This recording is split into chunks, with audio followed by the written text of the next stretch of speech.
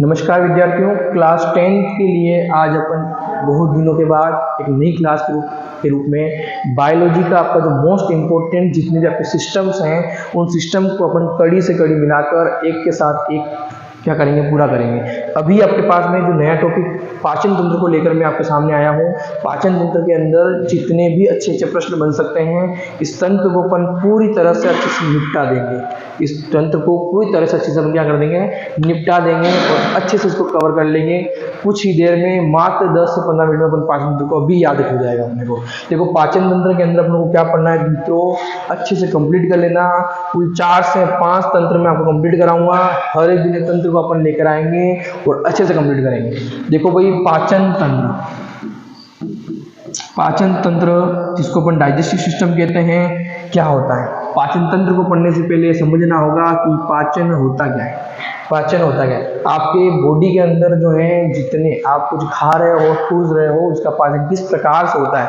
देखो भाई, आपने कुछ खाया, आपने खाया कहाँ से, मुख गुहा से, मुख से खाया, तो आपकी पाचन की शुरुआत कहाँ से हो गई, मुख गुहा से हुई। पाचन में आपने मुख गुहा से खाया, उसको चबाया। चबाने के लिए अपन क्या करते हैं, दांतों का यूज करते हैं। मतलब आपने मैकेनिकल प्रोसेस वहाँ पर की, यांत्रिक प्रोसेस वहाँ पर करी, यांत्रिक क्रियाविधि अपन ने करी। मतलब आपके भोजन के जो बड़ा टुकड़ा था, जो बड़े मोलिक्यूल्स थे, जो बड़े कार्बनिक अणु थे, उन कार्बनिक अणुओं को छोटे या सरल अणुओं में बांटना या तोड़ना ही क्या कहलाता है, पाचन कहलाता है। अच्छे कार्बनिक ये बड़े अणु जो हैं, इनको छोटे या सरल अणुओं में किस प्रकार से चेंज कर सकते हैं या परिवर्तित कर सकते हैं, वो होती है आपकी मैकेनिकल केमिकल प्रोसेस। मतलब कि आपकी यांत्रिक रासायनिक विधियां, यांत्रिक ऐसे प्रक्रम द्वारा। देखो, पाचन क्या होता है कि जटिल कार्बनिक अणुओं को सरल या छोटे कार्बनिक अणुओं में यांत्रिक व रासायनिक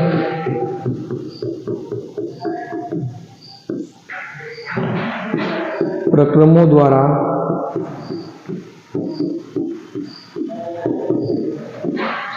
विभाजित या परिवर्तित करना क्या कहलाता है, आपका पाचन कहलाता है। क्या कहलाता है, पाचन कहलाता है। आपके पास में रोटी का टुकड़ा है, कोई बड़ा टुकड़ा लेते हो, बड़े टुकड़े को क्या करना, छोटे टुकड़ों में बांटना। किसके द्वारा, आपको यांत्रिक एवं रासायनिक विधियों के द्वारा। ठीक है भाई, आप ये पाचन की आपकी परिभाषा हो गई।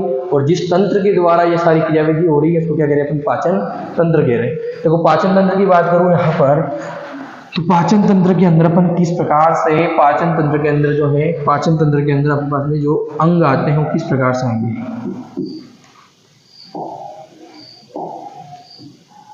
ये पाचन तंत्र में मुख्यतः कौन कौन से अंग होते हैं, ठीक है।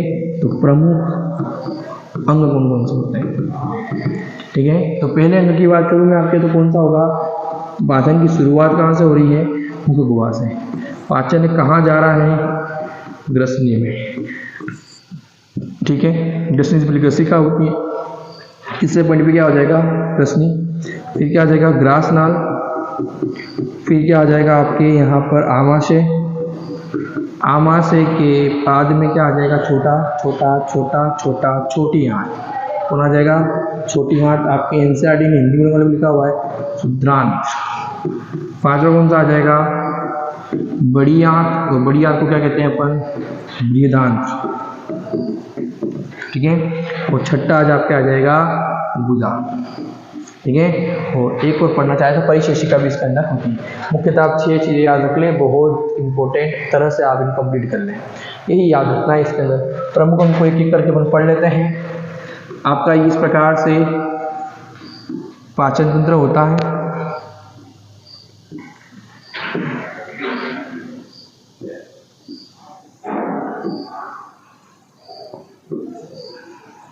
इस प्रकार से आपके पाचन तंत्र होता है। इस प्रकार से इस पाचन तंत्र को अपन अच्छे से कंप्लीट कर लेते हैं। अभी ये आपका मुख गुहा, जैसे कौन सी गुहा, मुख गुहा, ये ग्रसनी, ये ग्रासनाल, ये आमाशय, और ये आपके क्या हो जाएगा, ध्यान रखिए ये और ये कौन सी आंत, छोटी आंत, शुद्रांत। कौन सा, शुद्रांत वाला पार्ट रहेगा। ये आपकी बड़ी आंत, कौन सी आंत, बड़ी आंत, विद्रांत रहेगा। ये आपका गुदा और ये आपकी है परिशेषिका। क्या कहते हैं इसको अपन, परिशेषिका। यदि आप 11th में जाओगे तो यहाँ लिखा हो रहेगा क्रमी रूपी परिशेषिका। कौन सी रूपी परिशेषिका, क्रमी रूपी परिशेषिका। ये आपकी डायग्राम आपको इस प्रकार से कंप्लीट करना है, ठीक है। ध्यान समझिए इस बात को दोस्तों कि आपके सामने जो डायग्राम बना हुआ है, कहाँ गया, ओह गायब। अभी थोड़ी देर के लिए आपने तो डायग्राम देखा था, उसको अपन वापस कंप्लीट कर लेते हैं, बना लेते हैं। वो कट गया डायग्राम।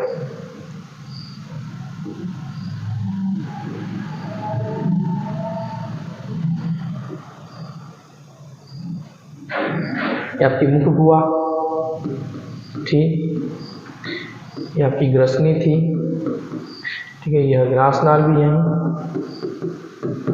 ये आपका आमाशय, ये आपकी छोटी आंत, सॉरी बड़ी आंत, ये आपकी छोटी आंत, ठीक है। ये आपका गुदा नाल और ये आपकी क्रमी रूपी परिशेषिका।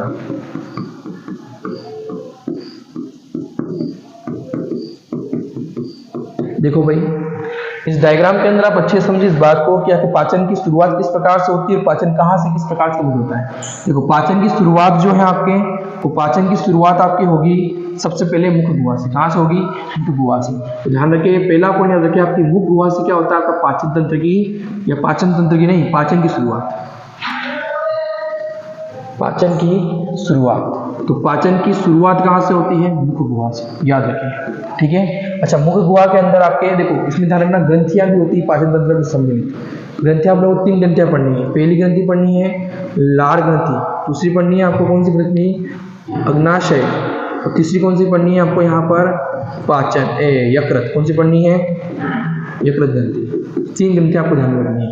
देखो मुख गुहा में आपकी ग्रंथि होती है, तो यहाँ पर ग्रंथि होती है, इस ग्रंथि का नाम क्या हो जाएगा, लार ग्रंथि। दोस्तों कौन सी ग्रंथि हो जाएगी, लार ग्रंथि। इस लार ग्रंथि जो होती है वो एंजाइम का स्रावन करती है। इसका स्रावन करती है, एंजाइम का स्रावन करती है। और वो एंजाइम कौन सा होता है आपका, एमाइलेज। कौन सा एंजाइम होता है वो, एमाइलेज एंजाइम। कौन सा एंजाइम होता है दोस्तों, एमाइलेज, ठीक है। और एमाइलेज जब काम क्या करता है, जो मंड या शर्करा जो होती है उसको तोड़ने में, उसको छोटे छोटे अणुओं में क्या करने में, विभाजित करने में। तो ध्यान रखना, पहला प्रश्न क्या बनता है आपके कि पाचन की शुरुआत कहाँ से होती है, मुख गुहा से। कहाँ से होती है दोस्तों, मुख गुहा से। मुख गुहा में आपके यहाँ पर लार ग्रंथि होती है। लार ग्रंथि जो होती है वो एंजाइम का स्रावन करती है। कौन से एंजाइम का, एमाइलेज एंजाइम। कौन सा एंजाइम का स्रावन करती है, एमाइलेज एंजाइम का। और एमाइलेज एंजाइम का काम क्या होता है, मंड या शर्करा को क्या करना, छोटे छोटे अणुओं में विभाजित करना। तो पाचन शुरुआत हो चुकी है। मुख गुहा में क्या होते हैं, दांत। मुख गुहा में क्या होते हैं दोस्तों, दांत होते हैं। क्या होते हैं, दांत, ठीक है। भैया अपने भोजन को चबाने का काम करते हैं। किसका काम करते हैं, चबाने का काम करते हैं, ठीक है भाई। अच्छा, थोड़ा सा याद रखना चाहो, दंत सूत्र को भी याद रख लेना। वयस्क में जो आपके दंत सूत्र जो होता है वो क्या होता है आपका 21-23/21-23 × 2, ठीक है। आपके वयस्क के अंदर होता है, ये थोड़ा सा याद रखना, ठीक है। ग्रसनी में आपके यहाँ से भोजन को चबाएंगे, चबाने के बाद भोजन जो है वो आपके बोलस के रूप में कहाँ आ जाएगा, काइन के रूप में कहाँ आ जाएगा, यहाँ नीचे आ जाएगा। ग्रसनिका से होते हुए कहाँ आ जाएगा, ग्रासनाल में। ग्रसनिका और ग्रासनाल में कोई पाचन नहीं होता, कोई पाचन नहीं होता। ग्रसनिका और ग्रासनाल में कोई पाचन नहीं होता है। केवल यहाँ पर क्या होती है, क्रमानुकंचन गतियाँ। कौन सी गतियाँ होती है यहाँ पर, क्रमानुकंचन गतियाँ होती हैं। और इन क्रमानुकंचन गतियों द्वारा भोजन कहा जाता है आपके आमाशय में। आमाशय में देखना, यहाँ पर आमाशय में दीवारें होती हैं। कौन सी दीवारें होती है, दीवारें होती हैं। इन दीवारों में ऑक्जेंटिक कोशिका होती है। कौन सी कोशिका होती है दोस्तों, ऑक्जेंटिक कोशिका होती है। और ये ऑक्जेंटिक कोशिकाएं जो होती हैं वो एचसीएल का स्रावन करती है। किसका स्रावन करती है, एचसीएल का स्रावन करती है। ये ऑक्जेंटिक कोशिका जो होती है दोस्तों, ये आपकी किसका स्रावन करती है, ये ऑक्जेंटिक कोशिका आपके HCl का स्त्राव करती है दोस्तों, और यही HCl जो होता है आपके पेप्सिनोजन को पेप्सिन बदलता है। यही HCl जो होता है आपके पेप्सिनोजन को पेप्सिन बदलता है, याद रखिए। ठीक है भाई। अच्छा, आमाशय में आपके यहाँ पर ऑक्जेंटिक कोशिका किसका स्त्राव करती है? HCl का स्त्राव करती है। जब भोजन यहाँ पे आ जाता है तो भोजन के अंदर जो भी अवयव होते हैं उनको अपन क्या करते हैं, यहाँ पर तोड़ देते हैं। फिर यहाँ से जो भोजन जब बाहर निकलता है तो बोलस के रूप में निकलता है। किसके रूप? काइम के रूप में। किसके रूप में निकलता है? काइम के रूप में निकलता है। और यह भोजन जो है छोटी आंत से वापिस छोटी आंत में प्रवेश कर जाता है। छोटी आंत में सर्वाधिक अवशोषण होता है, सर्वाधिक आपके पाचन होता है। सर्वाधिक पाचन क्या होता है? आपके छोटी आंत में। छोटी आंत से बहुत ज़्यादा अवशोषण होके सर्वाधिक औषधियों का अवशोषण होके यहाँ से आपके जो भोजन होगा वो कहाँ चला जाएगा? बड़ी आंत में। कहाँ चला जाएगा? यहाँ से आपके कहाँ चला जाएगा? बड़ी आंत में। और बड़ी आंत में क्या होगा? थोड़ा बहुत जल का अवशोषण होता है। बड़ी आंत में किसका अवशोषण होता है? जल का अवशोषण होता है। और बड़ी आंत द्वारा क्या कर देता है? तो ठोस मल के रूप में आता है, उसको गुदा में क्या कर दिया जाता है? डाल दिया जाता है। इतना आपको याद रखना है। इसके अलावा क्या याद रखना है आपको? यहाँ पर ध्यान रखना है कि यहाँ पर आपके जो कृमि रूपी परिशिष्टिका होती है, यहाँ पे आपके कुछ जीवाणु पाए जाते हैं। यह क्या करते हैं? सेलुलोज का पाचन। किसका पाचन करते हैं? सेलुलोज का पाचन करते हैं। किसका पाचन करते हैं? सेलुलोज का पाचन करते हैं। एक तरह से ये अवशेषी अंग है अपने शरीर में। मानव शरीर में क्या है? एक तरह से अवशेषी अंग है। कैसा अंग है ये? अवशेषी अंग है। किस प्रकार का अंग है ये? अवशेषी अंग है। जो कि गाय जैसे होती है, रुमिनेंट पशु जो होते हैं उनके अंदर क्या होती है? बहुत ज्यादा विकसित होती है। अपन कभी कभी अपेंडिक्स का ऑपरेशन कराते हैं। जब इसका आयतन, इसका जो भाग बढ़ जाता है तो मूत्राशय पर क्या करता है? जोर डालता है। जोर डालने के कारण क्या होता है? वहाँ पर आपको दर्द का अनुभव होता है, इसलिए इसको डॉक्टर क्या कर देते हैं? काट कर अलग कर देते हैं। ये बॉडी में इसका कोई काम नहीं है, अपन कोई चारा वारा नहीं खा रहे, इसका कोई काम नहीं है यहाँ पर। याद रहे दोस्तों। क्लियर हुआ? ये आपका पाचन तंत्र था। इस पाचन तंत्र में आपको इतना ही कंप्लीट करना है। इसके अलावा आपको ज्यादा याद रखना भी नहीं है और ना आपको पूछा जाएगा, आपको सिर्फ और सिर्फ क्या करना है? याद रखना है। ठीक है भाई। अच्छा, आपसे पूछ ले, यहाँ पर कोई प्रश्न पूछ ले, इतना याद रखिए, आपने समझ में आ चुका होगा। आपसे प्रश्न पूछ ले कि कार्बोहाइड्रेट वसा प्रोटीन का संपूर्ण पाचन कहाँ होता है? तो ध्यान रखना, बहुत अच्छा प्रश्न है। कार्बोहाइड्रेट का, वसा का, प्रोटीन का संपूर्ण पाचन जो होता है वो आपके छोटी आंत में होता है। कहाँ होता है? छोटी आंत में होता है, शुद्धांत्र में होता है। याद रखिए। एक क्वेश्चन बनता है, मांसाहारी में कम विकसित होती है। तो मांसाहारी में क्या कम विकसित होती है? मांसाहारी में छोटी आंत जो होती है वो कम विकसित होती है। छोटी आंत क्या होती है यहाँ पर? मांसाहारी में कम विकसित होती है। इस बात को भी आप अच्छे से याद रखें। तो ये छोटे छोटे पॉइंट आपको थोड़ा सा याद रखना है। ठीक है भाई, याद अच्छे से कर लेना है। और इसमें कोई ज़्यादा बड़ी बात नहीं है, इतना इंपॉर्टेंट चीज़ें नहीं है, याद रख लेना। ठीक है भाई। अच्छा, इसके अलावा आपको क्या क्या याद रखना है? इसमें यकृत और अग्नाशय वाला याद रखना है आपको। ठीक है ना? ठीक है भाई। तो यकृत और अग्नाशय का क्या याद रखोगे आप? यकृत जो है वो शरीर की सबसे बड़ी ग्रंथि है, मानव शरीर की सबसे बड़ी ग्रंथि है, सबसे बड़ी ग्रंथि है। ठीक है। यकृत में क्या होती है? यकृत पालिका है। यकृत में क्या होती है? यकृत पालिकाएं होती हैं। तो यकृत पालिकाओं में क्या बनता है? पित्तरस। क्या बनता है? पित्तरस बनता है। ठीक है। पित्त लवण बनते हैं। क्या बनते हैं? लवण बनते हैं। कौन कौन से लवण बनते हैं? बिलिरुबिन और बिलीवर्डिन। कौन कौन से?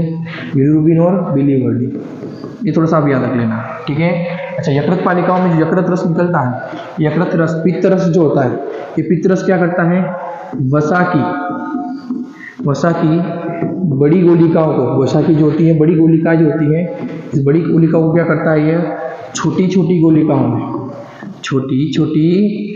गोलिकाओं में परिवर्तित करता है। छोटी छोटी गोलिकाओं में क्या करता है? परिवर्तित करता है, ये यकृत का काम होगा।